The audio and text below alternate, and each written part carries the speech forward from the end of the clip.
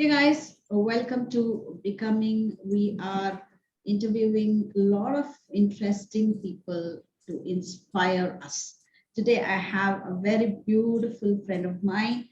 Uh, I think you have heard the place called Dindigul. It's a very small place in southern part of India near Madurai.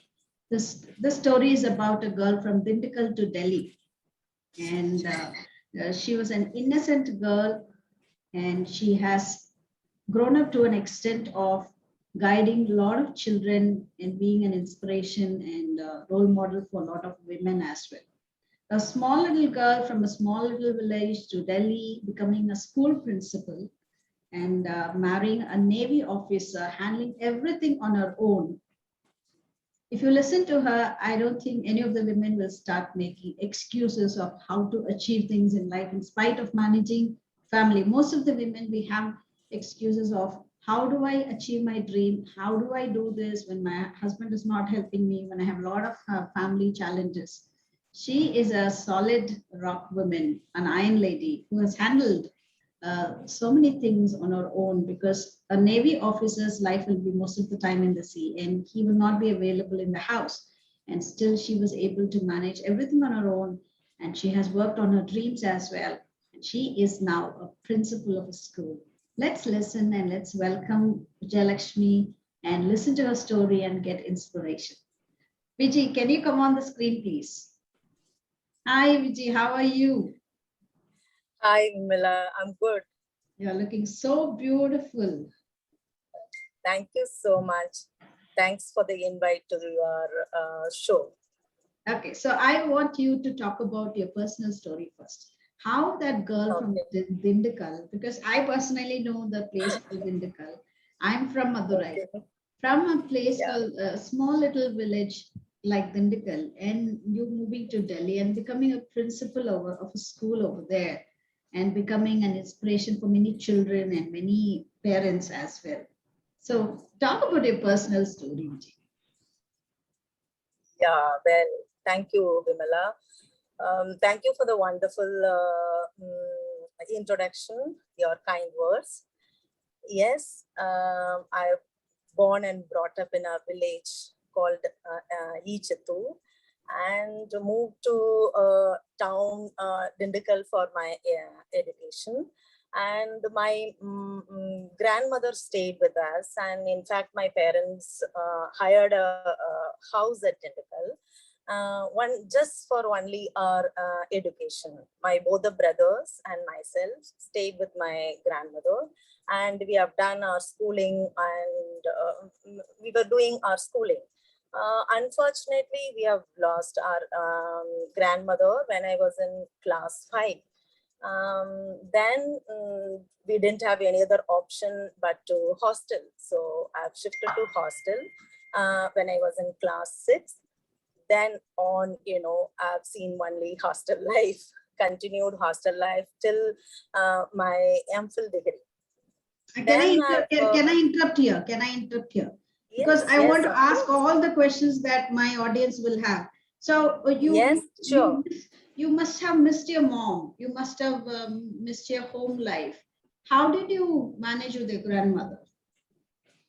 Yes, that's right. But then, the positive side of it is this village is close to Dindigul.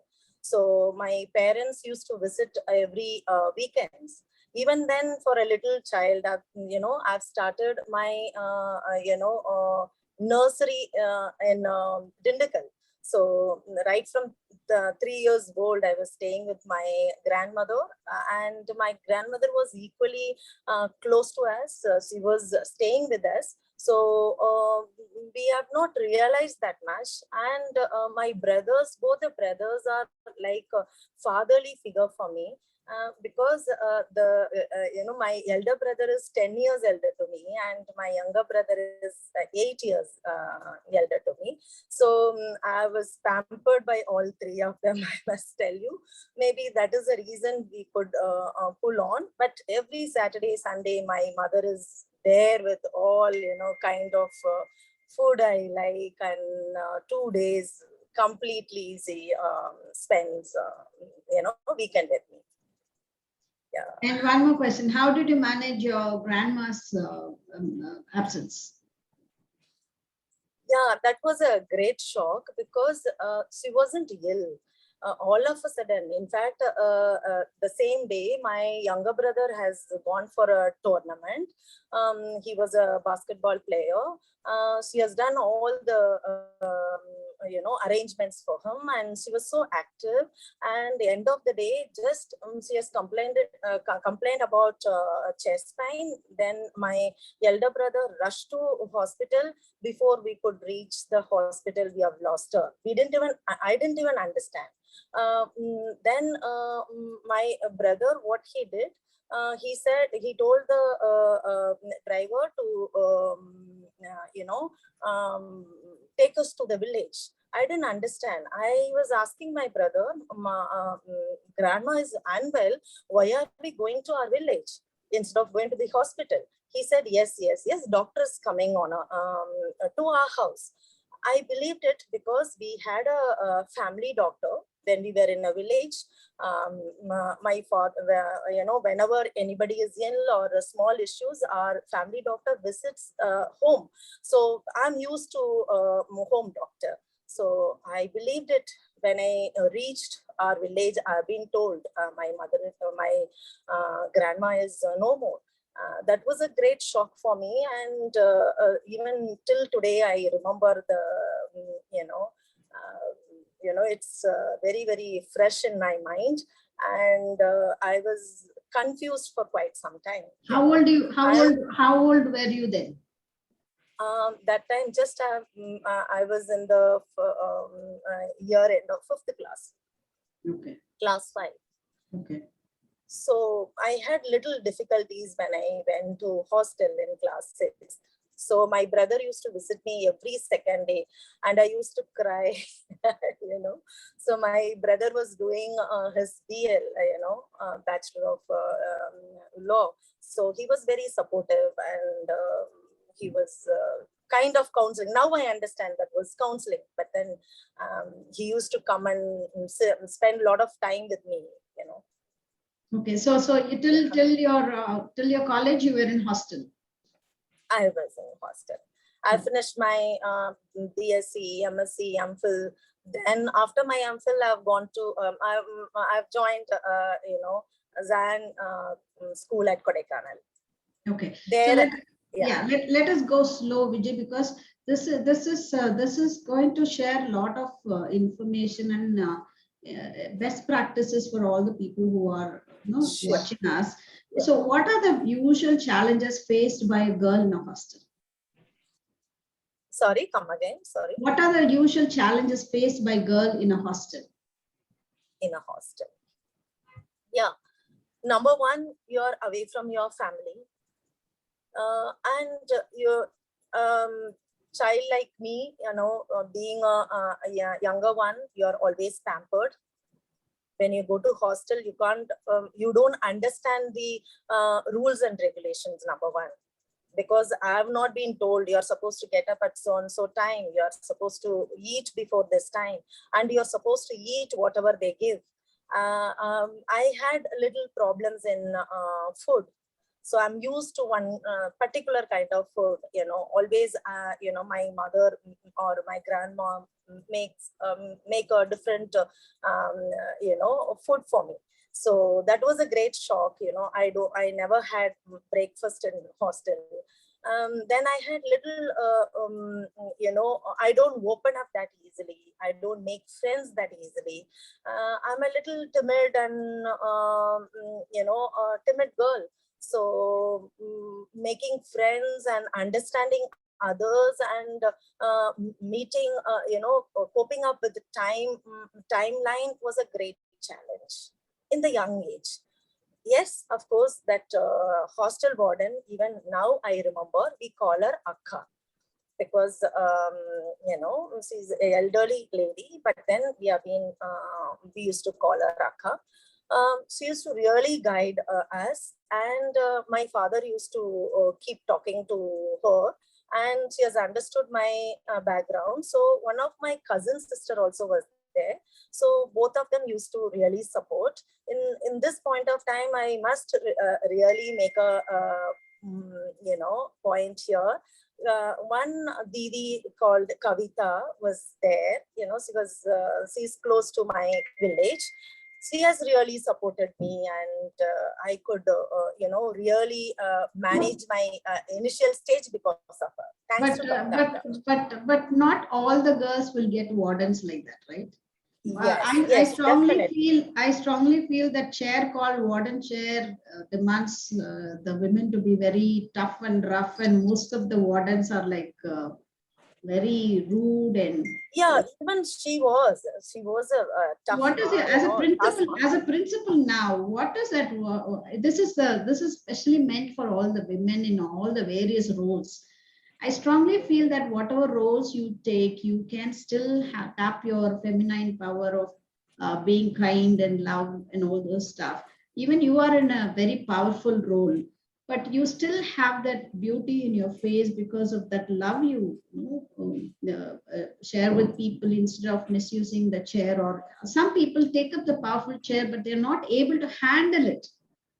They think that being rude, being tough, being angry always will handle things. No, that is the best way. What is your advice for all the people who take tough chairs like warden chairs or principal chair? Yes. What a beautiful question you asked. Here I have an example in front of me. When the moment you asked me this, I remember I remember one of my friend telling me when I was taking up vice principalship, for the first time. She was telling me, Vijay, I would like to advise you something. You are all the time with a kind of smile with the simplicity. So this won't work out for you. Now you're shifting to an administrative role. This won't work out for an administrative role, that too, especially in school. You're going to handle so many children and parents and teachers and administrators. Then I smiled at her. I quietly acknowledged her advice. I thanked her.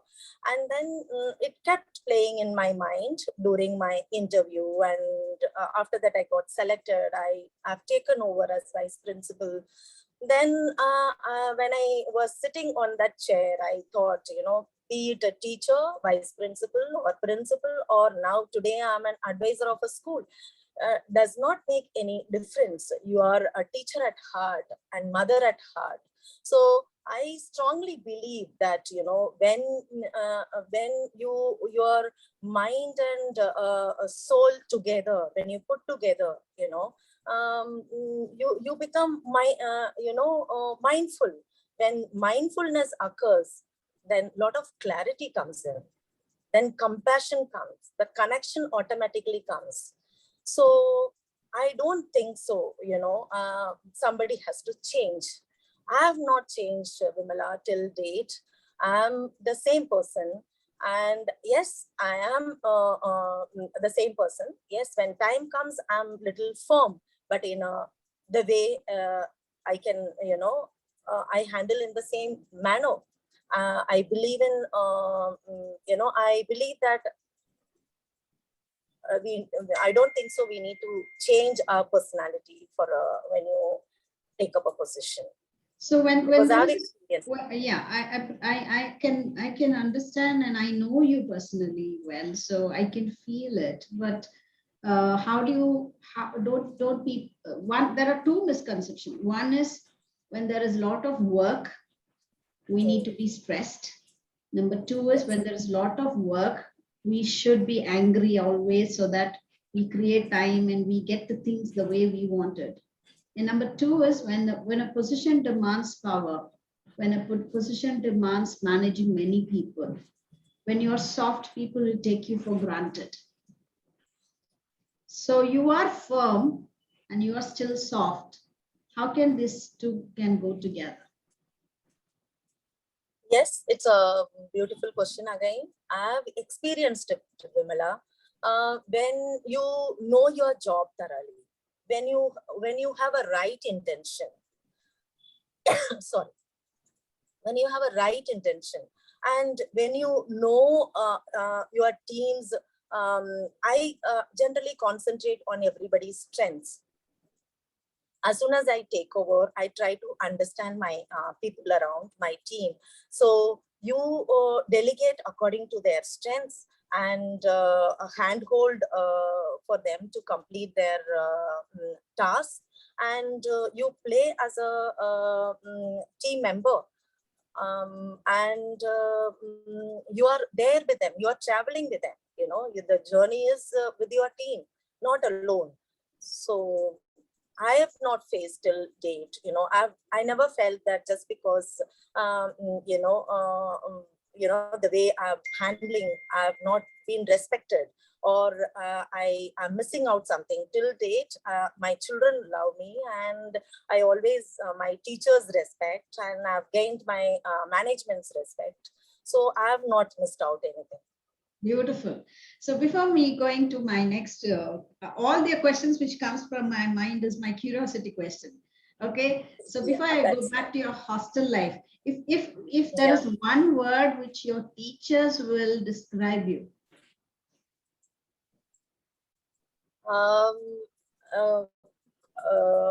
Simple and a focused girl.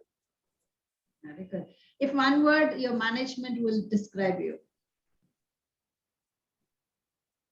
Committed person. Very good.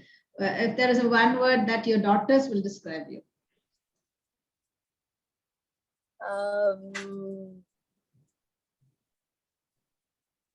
Only my mom can be like this. I also agree. Nobody, like my mom. Beautiful. Both the children feel that. What does your husband describe you in one word? My angel. Oh my God. Okay. Wow, that's a huge compliment. Okay. Maybe every day he may not call me darling or angel, Vimala. But then what I am today, just because of him, I must tell you. We have moved from place to place. Every 3 years, we have been moving from place to place. But I have been working continuously. Before I come to the place, he applies for a job, and he has my, even today, if you ask my resume, I have to tell my husband to send it to you. So he finds a school, applies, my job is just to go and attend the interview and clear my interview. So in every walks of my life, he was my strength. But I'm realizing right now, actually, I have not realized what grooming is happening because I moved from a village to naval life. It's a huge cultural difference. Shock. Shock, you can say cultural shock. Cultural shock, I must tell you, because I was not even a normal civilian, I'm coming from a civil and village background. So he never told me, this is something different, you have to behave like this, you have to talk like this, you have to sit like this. I'm seeing now many husbands doing that kind of stress. Never he has given, I don't know, good or bad, he never told me anything. Maybe he had that confidence that she is educated and she will be able to understand and learn, let her learn on her own pace. So he has given me all the time and for me, and he has taken me everywhere, all possible. Wherever he goes, I'm with him. He never goes without me. So I've learned by observing and by whatever I liked. Do you have his photograph next to you? You are praising him so much. We want to show that photograph of you, Mr. Naval Officer. I'll share it with you personally because he's a different naval personnel. So I don't know whether I can share his photo and PDF, but I'll share it with you personally. Yeah. So you're so blessed, and you're so blessed, and I I love the way you are saying that he has groomed you and you have realized that right now without knowing Really, yourself, you have been to this kind of a personality. From a timid girl I from mean a it. He may hostel. not realize also. He may not realize. He may not expect this reply from me as well. But then I have realized of late, and he played a father role, I must say. Yeah, true. Whatever I am today, just only because of him. Otherwise, I don't know. I'm an advisor of a school right now. Yeah. So thanks Okay. to him. Yeah. Let us go back to your college days, Vijay. Yes. So from that Tamil girl, how did that Yeah. girl?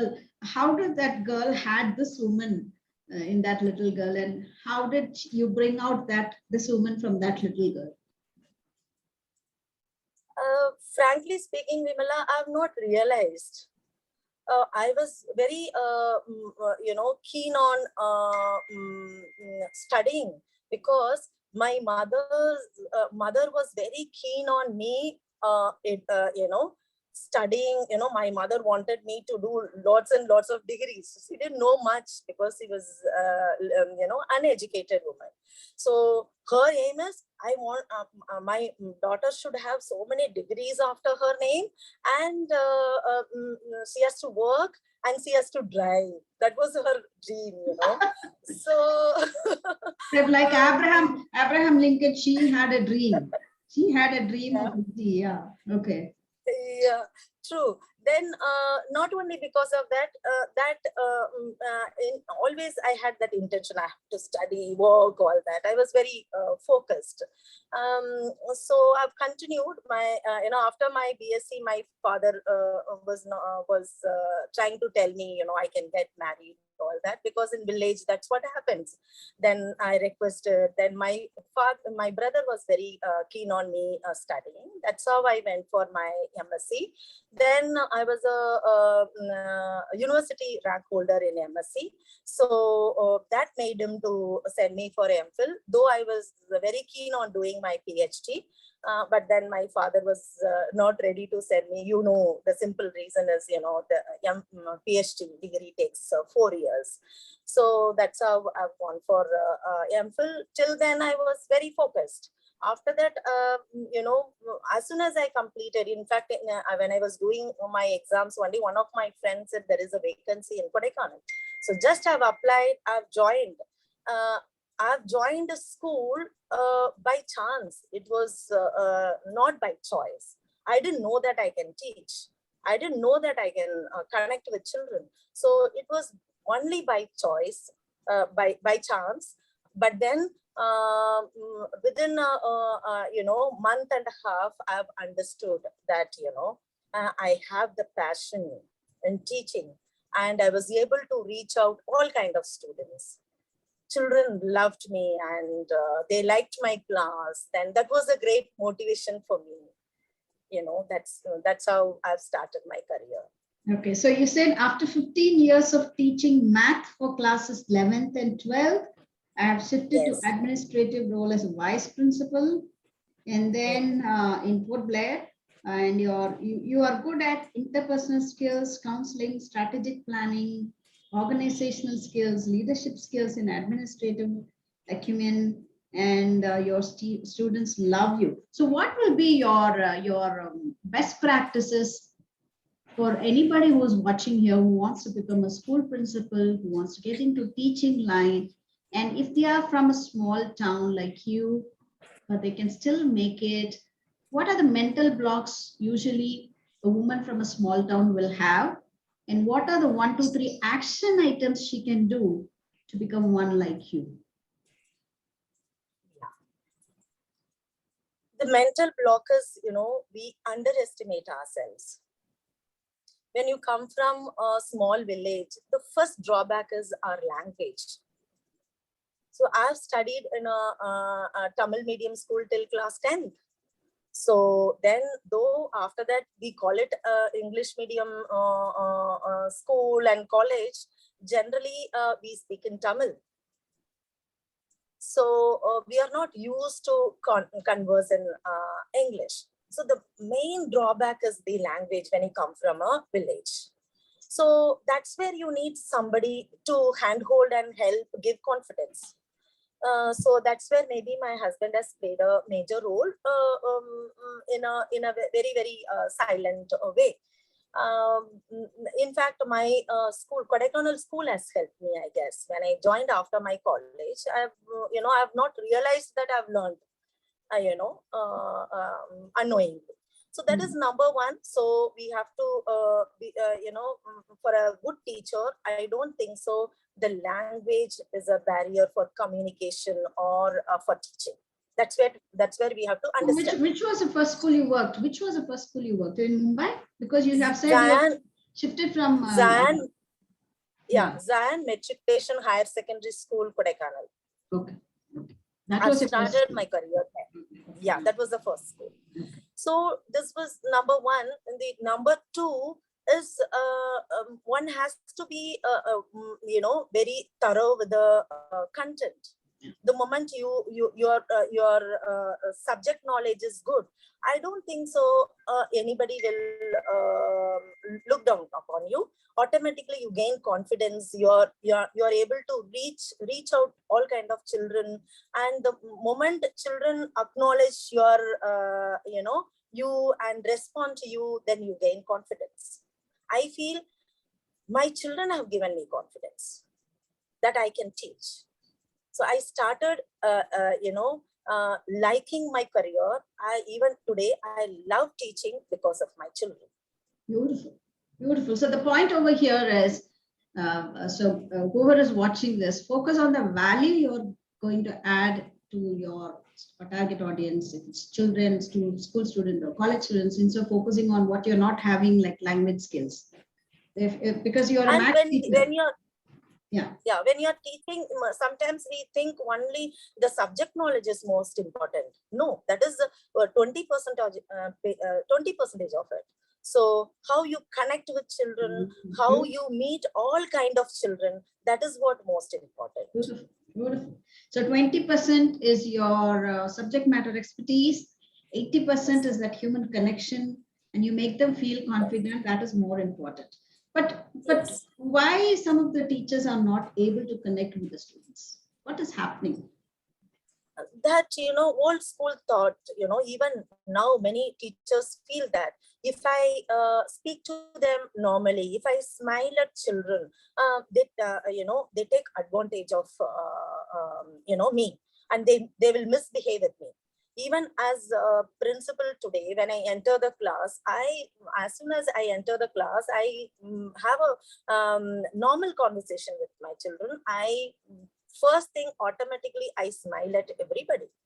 I can't, be it any child. First thing, I can only smile at a child. Okay. Can I ask you? Can I straight away ask you one question? Are you able to coach your teachers on the abilities to connect with students? Are you able to do that yourself? Do you find all your teachers able to connect with all their students?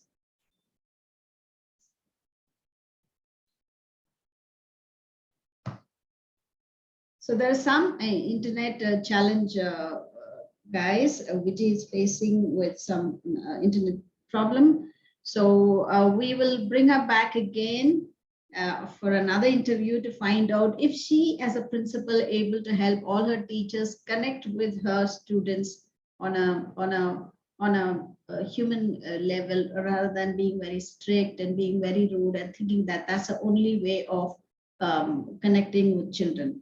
So we will bring Vijay again. Thank you so much for watching.